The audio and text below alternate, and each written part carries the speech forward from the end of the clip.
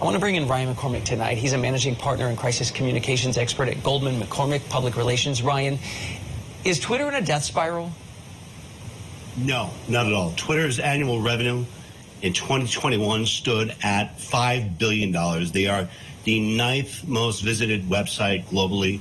I believe that in 2021, they also had 2.1 billion sessions, or 621 of the million people were coming that were very unique. So the site gets a tremendous amount of traffic. And because Elon Musk has come on, I believe there's a lot of renewed interest in Twitter, and people that have probably left are probably coming back now to see what happens. So I don't think Twitter is anywhere near MySpace territory. I believe that it's very relevant. And I have not seen any other social media platform that is comparable to the style of Twitter that can be determined to be its rival at this point. Okay. Well, then in a second, I'd like to come back to that and ask you, then why would he be talking pretty much publicly about bankruptcy? Because I'm sure he has something in mind. But before that, all these parody accounts, they have this blue check mark. There was this one that looked like Pepsi. It's saying Coke is better than us. There's this whole big mess. There's really ugly stuff happening, too. How do people avoid getting taken in? And how does Twitter avoid getting sued with this stuff? You know, that's your excellent question, especially when it comes to how does Twitter avoid being sued, because you have various brands that were being impersonated, and a lot of negative information was coming out. So I wonder if the damage has to be assessed, because based on how many people thought that the people impersonating those brands were indeed those brands, how many times are those negative or false tweets shared?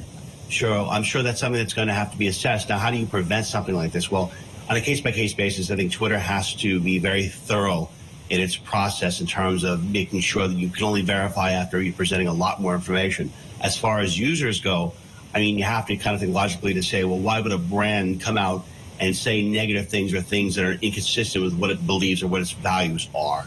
So I think if you do a little bit of digging after a while, you're going to be able to see that some of these accounts that say that they're verified or not verified.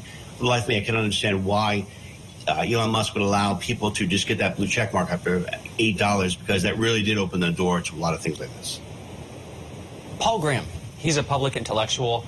He tweeted this, and it said, quote, "It's strange how many people there are who both worry that Elon will do a bad job of running Twitter and also clearly hope that he does." Elon, by the way, he responded, he had a holding back tears emoji, like, I don't know, this guy's coming to my defense or something. But, Rick, we have seen Tesla, we've seen SpaceX have these really rocky moments. People said they're going down the tubes. Look where they are now. So I think people are having a hard time deciding, is this a madman? Is this a mad genius we're dealing with? Is this just part of his process? What's your take? Well, my take as a crisis communications manager, as somebody who's worked with a lot of people who are considered mad but are considered genius, Aristotle once said that no great mind ever existed without a touch of madness. So I'm sure there's some kind of methodology to it. And with someone like Elon Musk and someone else who's accomplished what he's accomplished, I don't think you can ever discount them. I think you always have to realize that they're probably thinking 2 or 3 steps ahead. And while something may seem like it's going down, if things are negative in the short term, in the long term, they could have a greater plan. Elon Musk put a lot of thought into taking over Twitter, so he probably has some grand plan in there. And some of the things that he's doing may necessarily have gone over well, but I'm sure he'll probably have an idea that will go over and be very successful. It will change the entire dynamic of Twitter. He's got a lot of learning to do, but then again, he's only been at this company for a very short period of time, and I think that people should probably give him the benefit of the doubt. Okay, you're a lot more confident in him than a lot of people are on Twitter, but Twitter tends to be a little, I don't know, reactive. So final question here.